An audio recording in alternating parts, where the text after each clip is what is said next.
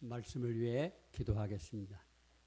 하나님 감사합니다. 저희들이 주님께서 주시는 말씀을 들으러 나왔습니다. 저희들이 마음이 갈증을 많이 느끼는데도 불구하고 그것을 실제로는 느끼지 못하고 덤덤한 가운데 무딘 가운데 살고 있습니다. 저희들이 마음을 부드럽게 해주시고 촉촉한 밭을 주시어서 주님의 말씀이 떨어져서 좋은 성과를 100배의 열매를 맺을 수 있는 그런 밭이 되도록 주께서 인도해 주시옵소서. 예수님 이름으로 기도드립니다.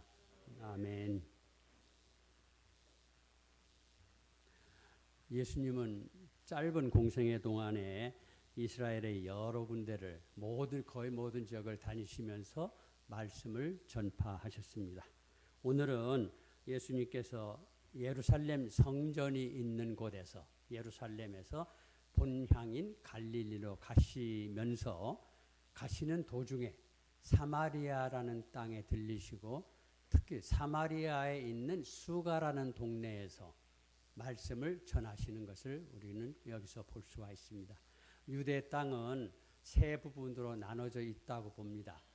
우리나라가 각 도가 있죠. 서울이 있고 충청도, 경상도, 전라도 이렇게 있듯이 유대에는 유대 땅하고 사마리아 땅하고 갈릴리 땅 이렇게 세 군데로 대략 나누어져 있습니다. 그런데 보통 사람들은 유대 땅에서 갈릴리로 갈 때 사마리아 땅을 거치지 않고 지나갑니다.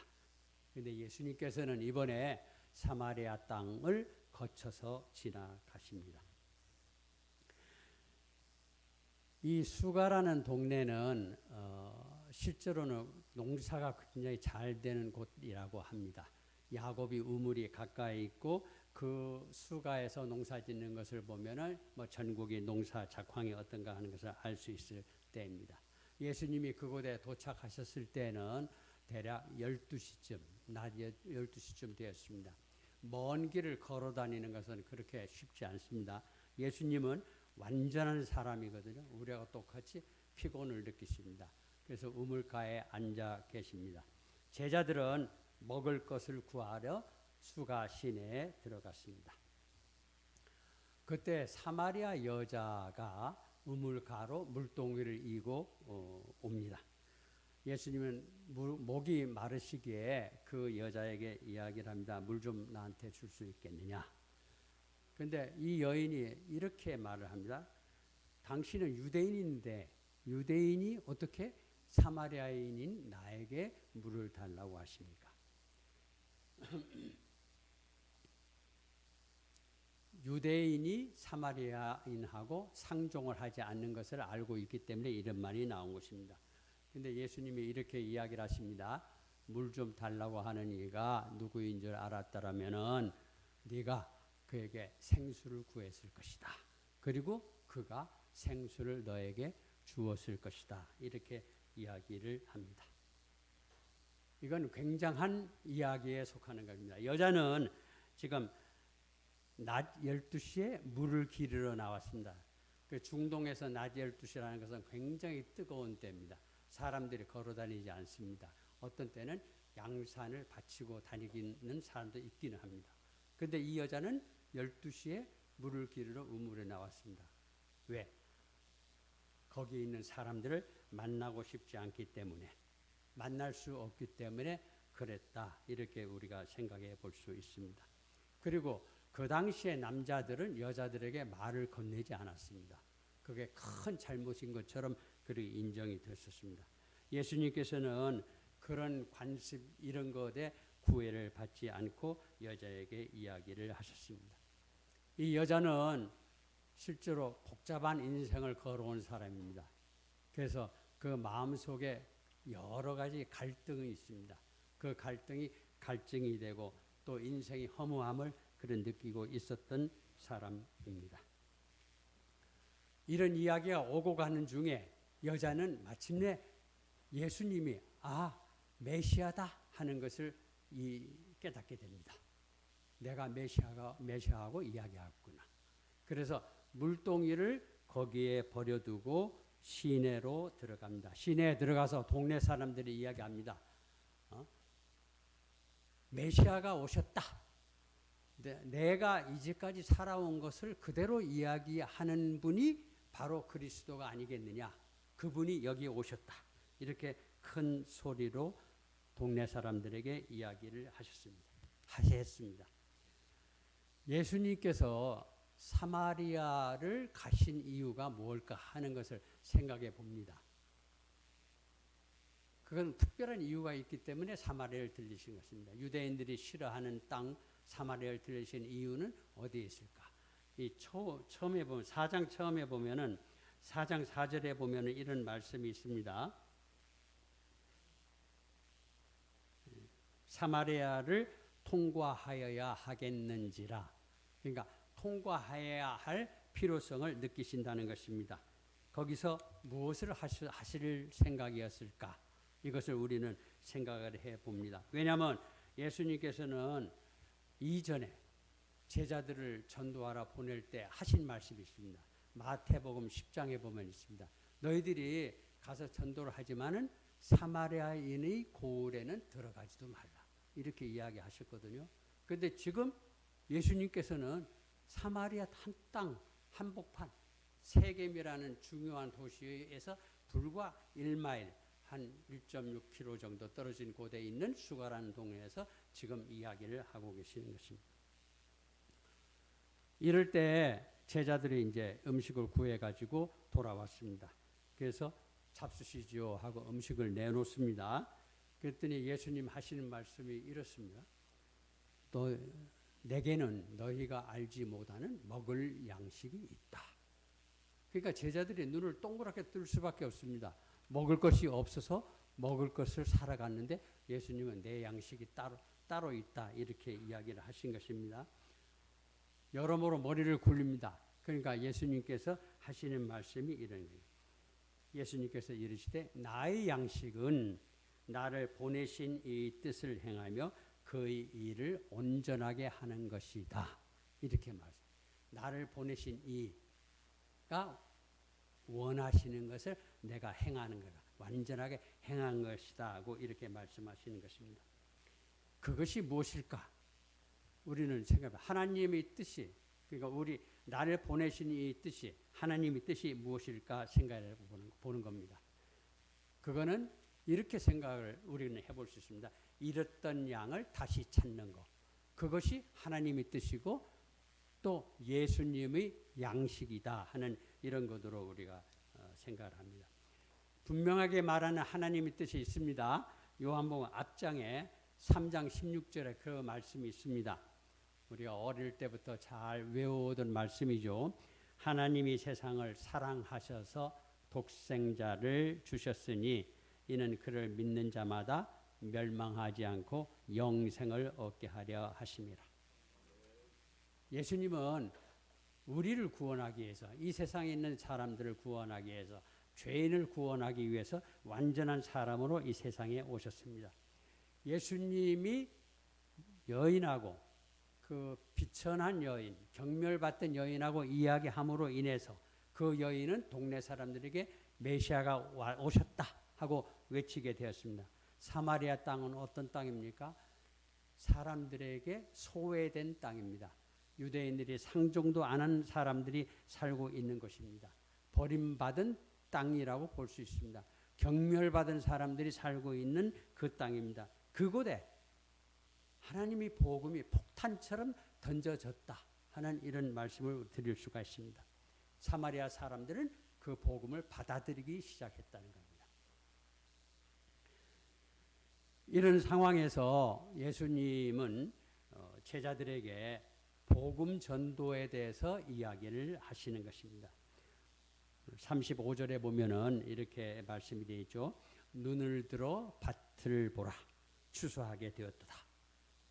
지금은 추수할 때고 영혼을 구원할 때다. 이렇게 이야기를 하시는 겁니다. 그런데 눈을 들어 밭을 보면 밭이 어떻게 되어 있을까요? 예수님이 지금 수가라는 동네에 계신 거는 파종을 하고 보리 파종을 하고 한 2달쯤 지난 뒤입니다. 기록에 보면 한 12월쯤 유대인으로 12월쯤 되는데 그러니까 보리가 펴려면은 4개월을 더 있어야 되는 겁니다. 지금은 그 보리가 아주 초록색을 내는 그런 때입니다. 아직 추수할 때는 아닙니다. 근데 황금 들판이 되어야 추수를 할 수 있는데 예수님은 그 들판을 바라보시면서 추수할 때가 됐다. 보리가 희어졌다. 이렇게 말씀을 하시는 것입니다. 예수님은 무슨 생각으로 그런 말씀을 하셨을까? 그러니까 구원을 받을 사람들이 여기에 지금 너무 많이 있다 하는 이런 이야기를 하시는 것입니다. 예수님은 여인이 말을 들은 동네 사람들이 떼를 지어 몰려오는 것을 보고 계시는 것입니다. 이스라엘에서 오랫동안 살아오면서 북이스라엘 멸망의 대략 기원전 720년이라 하면 700년 이상을 거기서 살아온 사람들인데도 이스라엘에서 정당한 대우를 받지 못한 이 사마리아 사람들입니다. 그 사람들이 메시아를 만나러 나오는 것입니다. 나와서 오늘은 읽지 않았지만 이 뒤에 보면은 그들은 예수님이 말씀을 귀담아 들었다. 이렇게 이야기를 하고 있습니다. 그리고 그 말씀이 너무나 좋기 때문에 더 우리한테 계시어 달라고 이야기를 합니다. 그래서 예수님께서는 이틀을 더 머무시면서 하나님 나라에 대해서 수가성에서 복음을 전파를 하십니다. 이것은 아주 놀라운 그런 일입니다. 예루살렘에서 예수님은 예루살렘에 있는 지도층 유대인들이 어떻게 하면 예수님을 잡을까 이렇게 하면서 그 단점을 찾아서 예수님을 올가넣으려고 하는 그런 상황에 있었습니다. 그런데 사마리아 땅의 사람들, 멸시받던 사마리아 땅의 사람들은 자기네들이 잘못된 거, 자기네들이 지은 죄를 회개하면서 예수님 앞으로 나오는 것입니다. 이제까지 사마리아 땅은 복음 전파에 적합하지 않은 땅으로 그렇게 여겨졌던 것입니다. 그러니까 그러나 예수님이 말씀을 들은 이 여인 한 사람으로 인해서 이 여인이 마을 전체를 흔들어 놓은 것입니다. 놀라운 역사가, 놀라운 기적이 지금 여인의 입을 통해서 이루어지는 것입니다. 지금 이 때를 놓치지 말고 복음을 전하라는 그런 말씀이시죠. 그런데 그 때를 우리가 어떻게 아느냐 하는 거에 대해서 우리는 많이 주저합니다. 이 때냐 저 때냐, 우리가 나갈 때냐 뒤로 물러날 때냐, 가만히 있을 때냐 뭔가 할 때냐, 그걸 가지고 우리는 항상 고민을 합니다. 그래서 고민하고 하다가 안 하는 게 더 낫지 하는 이럴 때가 많이 있습니다. 그 때를 안다는 것은 굉장히 중요한 것입니다. 어떻게 때를 알 수 있을까? 예수님도 이야기하셨죠. 언제 오십니까? 이 세상의 마지막이 어떻게 됩니까? 할 때 하나님만이 아신다.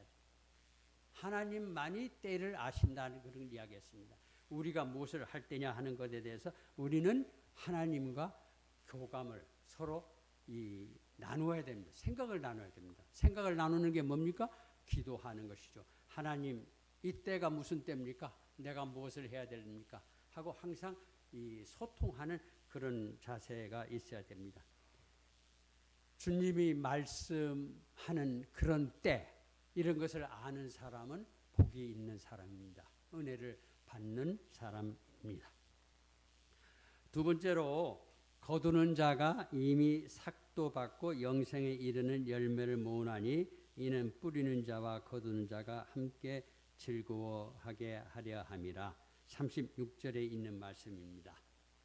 그러니까 여기서 거두는 자가, 추수를 하는 자가 삭도 받았고 그 다음에 영생에 이르는 열매를 모은다 이렇게 이야기를 합니다. 무슨 이야기냐면은 한마디로 결론부터 말하면 예수님이 제자들한테 너희들이 가서 추수를 해라 이렇게 말씀을 하신다는 겁니다.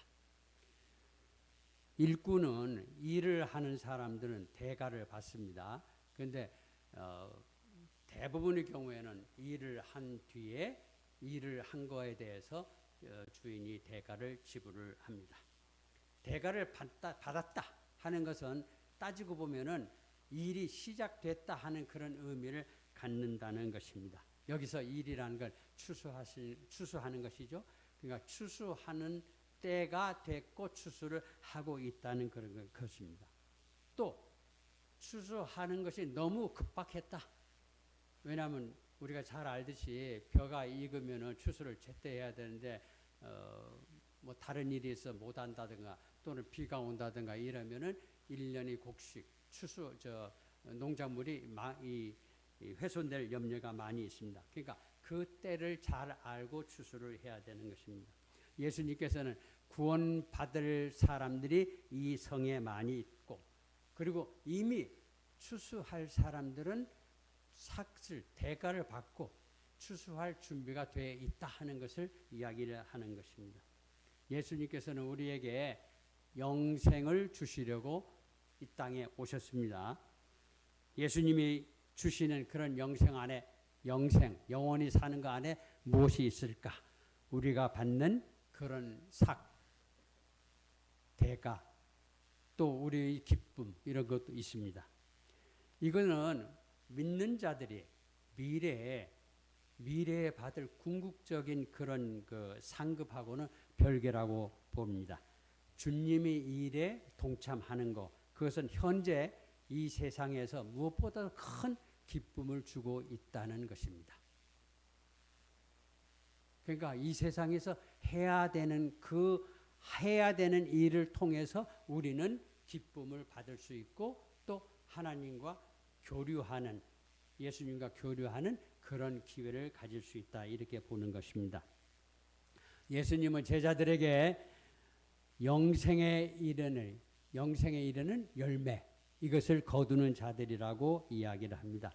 영생에 이르는 열매 예수를 믿는 사람들 예수 앞에 나오는 사람들을 더 촉진시켜 가지고 나올 수 있도록 만드는 것. 그 일을 통해서 제자들은 큰 기쁨을 누리는 것입니다.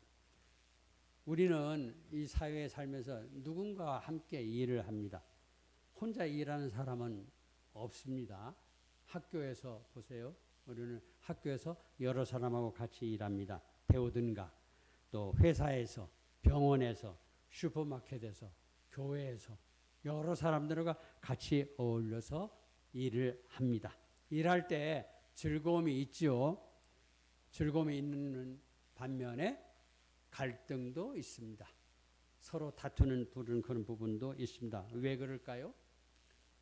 사람은 불완전하기 때문에 그렇습니다. 세상에 완전한 사람은 아무도 없습니다. 예수님은 완전하신 분입니다. 그래서 우리는 교회에 나오면서 예수님 닮기 원하네 하는 찬송을 부르게 됩니다. 우리 목표가 뭡니까? 예수님을 그대로 닮아가는 것이다 하는 겁니다. 세상 사람들은 그분을 닮아가는 우리를 보고서 그리고 예수님께 나오는 것입니다. 우리가 닮지 않으면 사실은 우리 말로 세상 사람을 예수님 앞으로 데려오기는 얼마나 어려운지 모릅니다. 우리 자체가 작은 예수님이 될 때 아마 세상 사람들에게 많이 예수님 앞으로 올 것이다. 이렇게 생각을 합니다. 예수님은 또 씨를 뿌리는 자와 추수하는 자가 같다. 함께 즐거워한다. 이렇게 이야기를 하십니다. 뿌리는 자와 거두는 자가 같다. 우리 인생에 있어서는 내가 뿌리고 내가 거둬야지 이런 생각을 하는 겁니다. 우리는 1년의 벼를 또 다른 농작물, 채소를 기르면서 뿌리고 그 다음에 먹을 것을 생각을 하는 것입니다. 그러나 조금 더 눈을 멀리 뜨면 반드시 뿌리는 사람이 다 먹는 것은 아닙니다. 다 거두는 것은 아니다. 오래 크는 그런 것도 있습니다. 나무 같은 것은 수십 년을 두고 이렇게 크게 됩니다. 그러니까 올해 나무를 심어서 내년에 내가 거기에서 무슨 수확을 얻겠다 하는 이런 것보다는 장기 긴 시간을 두고서 우리가 나무를 심게 됩니다. 그래서 어떤 경우에는 씨를 뿌리는 사람들이 혜택을 못 보더라도 미래에 누군가가 풍성한 열매를 거두면서 즐거워할 것을 마음에 생각하게 됩니다. 그러니까 다른 사람들 생각하는 아름다운 마음이 그대로 나오는 것입니다. 부모와 자녀의 관계도 마찬가지라고 생각을 합니다. 부모는 자녀를 양육을 하면서 기뻐합니다. 그런데 자녀가 잘 되면 나도 좋을 것이다. 나에게 보상이 있다. 이렇게 생각하면서 자녀를 기르는 사람은 아무도 없습니다. 자녀가 바르게 성장하는 것, 그것 자체가 부모에게는 큰 기쁨이 되는 것입니다. 씨를 뿌리는 사람이 미래에 누군가가 거둘 것을 생각하면서 즐거워하는 것, 이것이 그리스도인, 씨를 뿌리는 그리스도인이다. 이렇게 생각을 해볼 수 있습니다. 이것이 그리스도인이 사랑입니다. 그리스도의 해야 될 책임입니다. 예수님께서는 그렇게 이야기하십니다. 그러니까 씨를 뿌리는 자와 거두는 자는 그리스도 안에서 한 형제 자매 된 자들이다. 씨를 뿌릴 수 있는 것은 사실은 굉장히 좋은 겁니다. 혜택을 받는 겁니다. 씨를 못 뿌릴 사람도 있는 거거든요. 씨를 뿌릴 수 있다는 건 굉장히 좋은 겁니다. 씨를 거두는, 열매를 거둔다. 거두는 사람도 역시 굉장히 은혜를 받은 사람입니다. 뿌리고 또 거두는 거, 이거는 그리스도 안의 은혜에서 그리스도께서 주시는 그런 은혜로 이루어지는 겁니다. 우리는 구약 성경에서 씨를 뿌리고 거두는 거, 신약 성경에서 씨를 뿌리고 또 거두는 거, 그의 즐거움 같은 거를 많이 읽어볼 수 있습니다. 그러니까 이거는 내가 이렇게 하는 것이 나한테 덕이 될까? 나한테 덕이 안 될까? 이렇게 생각하는 것이 아니라는 것이죠. 세 번째 보면 더 분명해집니다. 38절에 그런 말씀이 있습니다. 너희로 노력하지 아니한 것을 거두러 보내노라. 제자들에게 이야기를 하시는 겁니다. 너희들이 노력하지 않았는데 너희들이 거둘 것이 있다 하는 겁니다. 이것은 누군가는 먼저 오랜 세월 전에 심었고 너희들은 지금 거둔다는 이야기입니다. 구약의 많은 선지자들이 복음을 전했습니다. 신약의 많은 일꾼들이 복음을 전했습니다. 어떤 사람은 협박을 받기도 하고 어떤 사람은 핍박을 받기도 해서 순교를 하기도 했습니다. 돌로 박해를 받기도 했습니다. 그런 분들은 어떻게 해서 그렇게 했을까? 그들은 씨를 뿌린 겁니다. 그리고 예수님께 이야기합니다. 너희들은 그들이 뿌린 씨, 그것이 자란 열매를 지금 거둔다 이런 겁니다. 그런데 제자들은 거두기만 합니까? 그런 거 아니죠. 거두면서 동시에 뿌리는 겁니다. 복음을 전파하는 겁니다. 그런 복음을 받은 그 제자는 또 거두게 되는 거고 또 뿌리게 되는 것입니다. 우리가 이런 복음을 전파하는 거니까 복음 사역을 하는 것은 그대로 허공에 날아가는 것은 아닙니다. 예수님의 장부에 다 기록되는 것입니다. 우리는 현대의 시간 속에 살고 있습니다. 현대의 시간이라는 것은 하나님의 영원한 시간, 영원 속에서 한 부분일 수도 있습니다. 하루가 천년 같고 천년이 하루 같다는 성경의 말씀을 우리가 한번 생각해 볼 수 있습니다. 영원한 그 영원 속에 계신 이 주님께서는 사람들이 어떤 사람은 일찍 일을 했고 어떤 사람은 늦게 일을 했고 하는 것이 별 의미가 없습니다. 똑같이 그리스도 안에서 같이 하나님께서 원하시는 그런 일을 하는 사람이다. 그러니까 무슨 일을 하느냐 하는 것이 중요하다고 저는 말할 수 있습니다. 두 명의 신학자가 서로 토론을 합니다. 주제가 뭐냐면은 그리스도인이란 무엇입니까? 하는 주제. 그리스도인이란 무엇인가? 한 신학자가 이야기를 합니다. 그리스도인은 질문하는 사람이다. 다른 신학자가 이야기합니다. 그리스도인은 반응하는 사람이다. 질문을 하나님께 합니다. 하나님께 하면은 하나님은 질문에 대해서 대답을 안 하실까요? 하십니다. 하나님은 질문에 대답을 하십니다.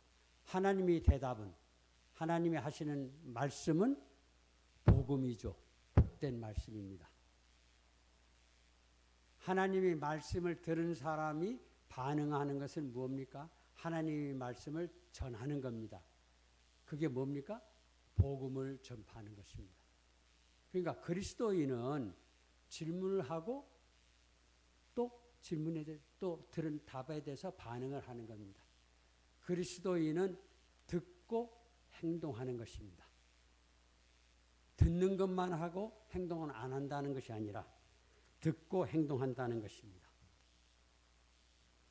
오늘은 추수감사절입니다. 추수가 뭡니까? 우리가 다 아는 대로 곡식이나 열매를 거두어 드리는 것입니다. 한마디로 또 이야기한다면 추수는 알맹이하고 쭉정이를 갈라놓는 그런 것이죠. 잘 익은 곡식을 거두어서 곡간에 보관을 해두고 또 때마다 꺼내서 먹고 즐거워합니다. 그러나 쭉정이는 그 현장에서 타작마당에서 불에 태워버립니다. 아무 쓸모가 없기 때문입니다. 추수는 마지막 날의 심판을 우리에게 연상시킵니다. 그리스도를 믿는 사람은 어떤 사람입니까? 알곡이 되는 사람입니다. 주님 앞에 나온다는 것은 심판을 면제받는 그런 알곡이다. 이렇게 생각을 할 수 있습니다. 추수는 다른 의미로 본다면 씨를 심어야 가능한 그런 것입니다. 씨를 심지 않으면 열매를 거둘 수 없죠. 좋은 씨를 심으면 좋은 열매를 거두게 됩니다. 나쁜 씨를 심으면 나쁜 열매를 거두게 됩니다. 좋은 일을 하는 사람은 그 좋은 일을 하는 것 때문에 자손들이 더 좋은 일을 하고 그렇게 대를 이어서 좋은 일을 합니다.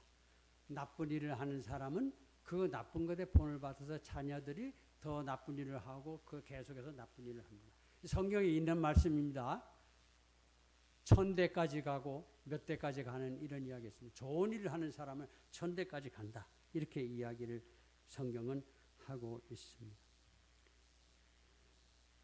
그러니까 종자도 좋아야 되고 밭도 좋아야 된다. 우리는 그렇게 생각합니다. 복음을 전파하면은 구원의 열매를 맺게 됩니다. 사도 바울은 이렇게 말씀을 했습니다. 내가 달려갈 길과 주 예수께 받은 사명 곧 하나님의 은혜의 복음을 증언하는 일을 마치려 하면은 나의 생명조차 조금도 귀한 것으로 여기지 아니하노라. 복음 전파가 최우선의 일이다. 복음 전파를 위해서는 내가 가진 목숨도 그렇게 가치 있는 것이 아니다 하는 이런 이야기입니다. 바울 사도는 실제로 그런 일을 살았습니다. 그러면 우리는 삶에서 가치 있는 일을 하면서 살아야 되는데 어떤 게 가치 있는 삶일까? 이 생각을 많이 하게 됩니다. 책도 많이 읽으면서 가치 있는 삶을 찾습니다. 고명한 선생님을 찾아가서 가치 있는 잘 살려면 어떻게 해야 됩니까? 이렇게 묻기도 합니다. 뭐가 잘 사는 삶입니다. 참된 삶을 사는 것이 무엇입니까? 성경은 하나님의 말씀을 따라 사는 것. 이것이 바로 참된 삶이다. 이렇게 간단하게 이야기를 하고 있습니다. 추수감사절을 당하면서 이런 생각합니다. 추수절 해도 괜찮을 텐데 왜 감사절일까? 감사가 왜 붙었을까? 감사가 없어도 불편하지 않습니다. 매일 사는 생활 우리가 감사 안 한다고 해서 특별히 손해보는 것도 없다. 그런데 성경은 감사하라는 이런 이야기를 많이 하고 있습니다. 실제로 한번 이렇게 보면은 우리가 농사를 짓는다면은 뭐 햇빛도 있어야 되고 빛도 있어야 되고 또 좋은 땅도 있어야 되고 좋은 종자도 있어야 됩니다. 그리고 바람도 안 불어야 되고 환경도 좋아야 되는 겁니다. 그런 여러 가지 조건을 이루어서 나중에 좋은 곡식, 알곡을 만들어내는 것입니다. 혼자 무엇을 잘 할 수 있는 것은 아니다. 여러 사람이 도와줄 수 있는 것도 한계가 있습니다. 홍수가 한번 나면 모든 것을 쓸려 내려가는 것이죠. 하나님께서 이 모든 것을 주관하신다. 성경은 그 이야기를 하고 있습니다. 하나님이 세상을 만드시고 하나님이 그 세상을 잘 보존하시고 운영해 나가신다. 이런 이야기를 성경은 누누이 이야기하고 있습니다. 그래서 예배당에는 다니지만은 성경을 안 읽는다면은 그건 진짜 가장 중요한 핵심을 모르고 그냥 지나가는 것입니다. 그래서 열심히 성경을 읽고 교리 공부를 하고 이러는 것입니다. 1620년쯤에 영국, 유럽에 있는 청교도들이 미국으로 이민을 갔습니다. 종교 박해를 피해서 미국으로 이민을 갔습니다. 그래서 배를 타고 매사추세츠주 북쪽에 있는 거기로 갔습니다. 그런데 그 해 겨울에 아주 날씨가 나빠서 혹독한 겨울이 됐습니다. 그런데 가을에 추수를 해야 되는데 추수를 잘 못했습니다. 남의 땅에 가가지고 농사를 짓는데 그것이 잘 될 리가 없습니다. 추수를 못해서 먹을 것이 없고 어린아이들도 굶주릴 수밖에 없는 그런 형편이었습니다. 날도 춥고 그리고 먹을 것도 없는 그런 참 낭망적인 그런 시간이었습니다. 그런데 근처에서 이들을 경계하던 원주민들이 있었습니다. 백인들이 들어오기 때문에 원주민들은 잘못하면 우리가 쫓겨날 수도 있겠구나. 이런 경계를 많이 하고 있었습니다. 그런데 백인들이 굶주리고 있는 것을 본 겁니다. 그래서 자기네들 집에서 먹을 것을 갖고 와서 백인들에게 나누어 주었습니다. 겨울을 나고 그 다음에 추수를 하고 나서 이 청교도들은 원주민들을 초청을 해서 같이 먹고 마시고 즐기는 그런 축제를 벌립니다. 이것이 추수 감사절이 시작입니다. 데살로니가전서 5장에 있는 말씀이 있습니다. 범사에 감사하라. 그러니까 기쁠 때나 슬플 때나 없을 때나 있을 때나. 쉽지 않죠. 없을 때 어떻게 감사합니까? 슬플 때 감사할 수 있는 거 아닙니다. 그런데 성경은 진짜 필요할 때, 아무것도 없을 때 염려하지 말라 이러는 거. 그런데 그거를 우리가 몸으로 체득을 해야 되는 겁니다.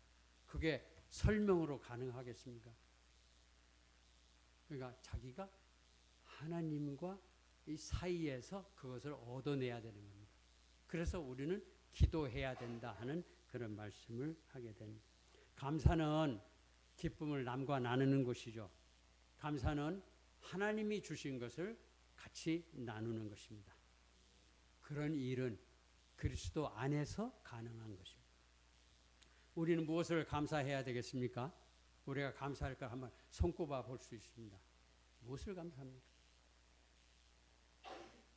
첫째는 하나님을 믿는 믿음을 주신 것을 감사해야 됩니다. 그러니까 최고의 진리이신 하나님을 믿을 수 있는 그런 기쁨을 주신 것.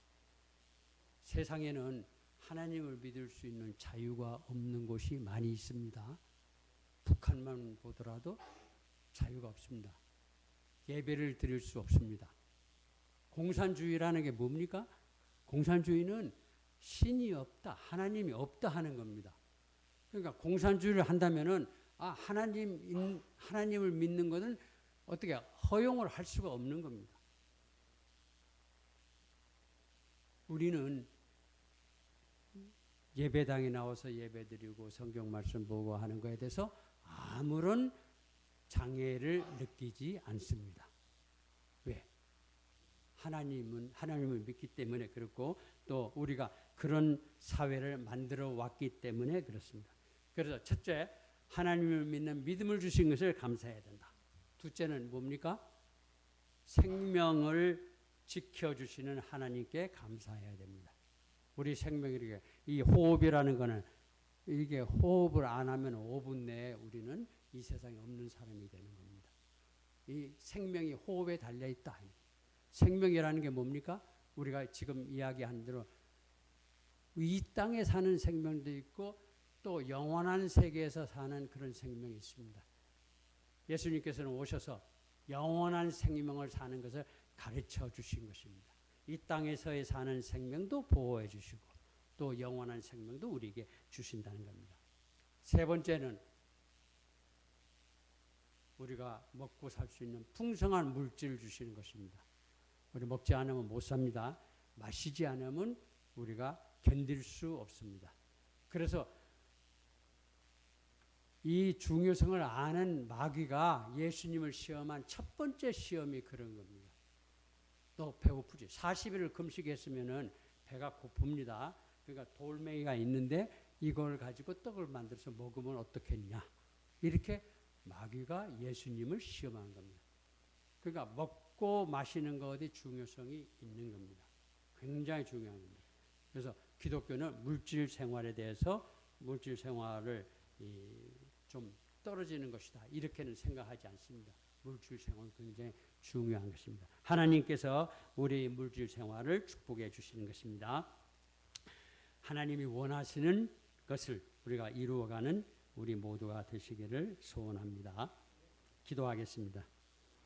하늘에 계신 우리 아버지, 한 해 동안 지켜주시고 인도하여 주셔서 이 가을에 풍성한 곡식과 열매를 맺게 하시니 감사합니다.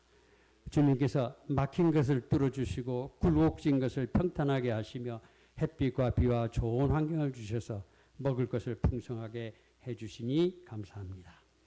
물질이 풍성함 때문에 세상이 악한 일에 마음을 뺏겨 방탕하게 하지 마시고 영혼이 구원을 위해 늘 기도하며 말씀을 묵상하도록 인도하여 주옵소서. 이 나라와 백성을 긍휼히 여겨주시옵소서. 좋은 지도자를 주시고 거짓과 부패에서 벗어나게 하옵소서. 주님이 말씀을 통하여 서로를 믿고 협력하며 발전해서 살기 좋은 나라가 되도록 인도해 주옵소서.